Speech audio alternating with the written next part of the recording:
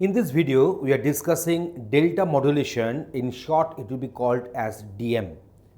So, delta modulation is that very technique which converts analog data to the digital signal.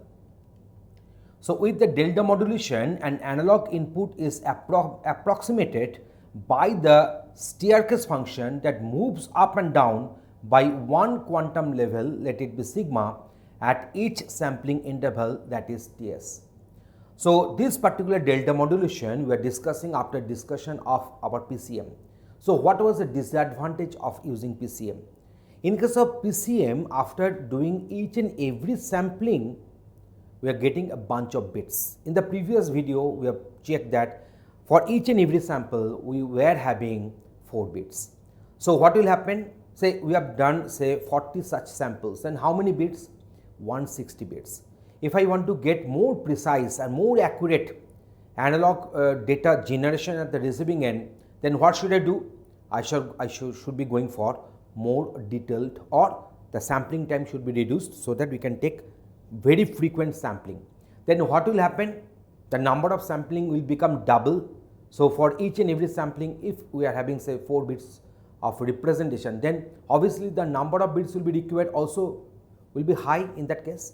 So, what will happen for each and every sampling and for very frequent sampling, we are supposed to send huge number of bits through the media, and that may cause congestion.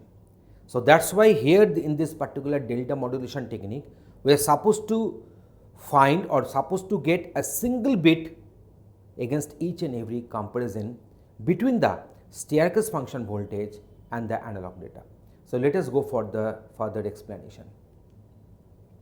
So, here we are having this is our analog input and this is a staircase function. From the name staircase, you are getting this idea, it is something like your staircase. So, each and every time this staircase voltage will be compared with this analog data. If it is found that the staircase function is having value less, then it will have one increment. How much? The increment value is delta, that is known as step size. So, here you see the staircase value is less. So, delta increase, delta increase, delta increase, increase here, increase. Now, here you see here this particular staircase value is higher than compared to this analog data. So, it will go down by the same amount, that is our delta. In this way, this staircase function voltage will always try to follow this analog data. So, here we are having one noise. Why noise? Because the actual form of this particular analog input is not getting supported by this. So, it is known as slope overload noise. And here also there is one noise known as quantizing noise. What does it mean? If you decrease the value by delta, it is going below the analog data. If you increase, it is going above. If you decrease, it is going below. So, I cannot get the actual analog data value. So, either we are getting increased or we are getting decreased. So, that is why it is called quantizing noise, because I cannot have a step lesser than this delta size. So, that is the main problem here, that is a slope overload noise and quantizing noise. So, what we can do in case of slope overload noise, if I can get this larger value of delta, then obviously I can rise very quickly, I can follow this particular analog data, then the slope overload noise will be reduced. But in that case, this quantizing noise will be increased because the step value has become bigger. So, that is why I cannot eliminate both of them using one solution. So, we should have one optimal value for this delta.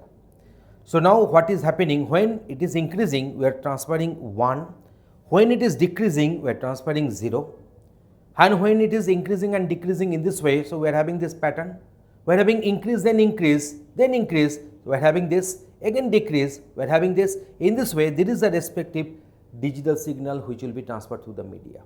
So, this is our delta modulation. So, at the receiving end, after getting this bit pattern, we will be regenerating our analog signal back again. So, at first we are having this analog data, that is the analog input. So, always remember, in case of delta modulation, analog part is the analog input, that is the data, and the digital part is the digital signal. So, this is the analog input here, comparator is there. So, that is one function is there.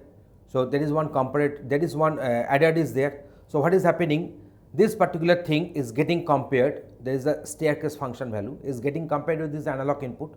So if the analog input is high, then you shall put one binary output, which will put, if the binary output is 1, then you shall have the increase in the staircase function by the value plus delta.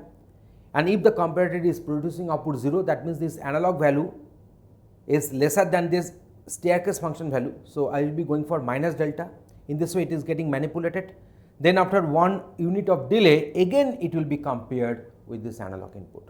So that the next time when I shall get a new analog input, then the previous staircase function value will be compared with that. Accordingly it will produce output 0 or 1. Accordingly we will be having plus delta or minus delta to be operated with the present value of the staircase function.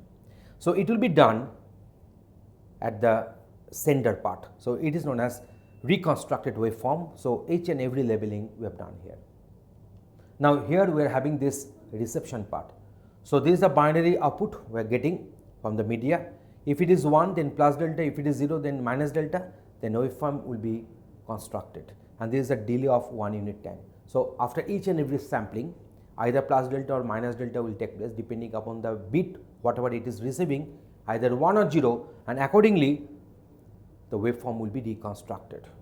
So in our video we have discussed how this delta modulation works and what are the different features, what is sampling time, what is quantizing noise, what is slope overload noise, how to optimize them, and so on. Thanks for watching this video. Tutorialspoint.com. Simply easy learning.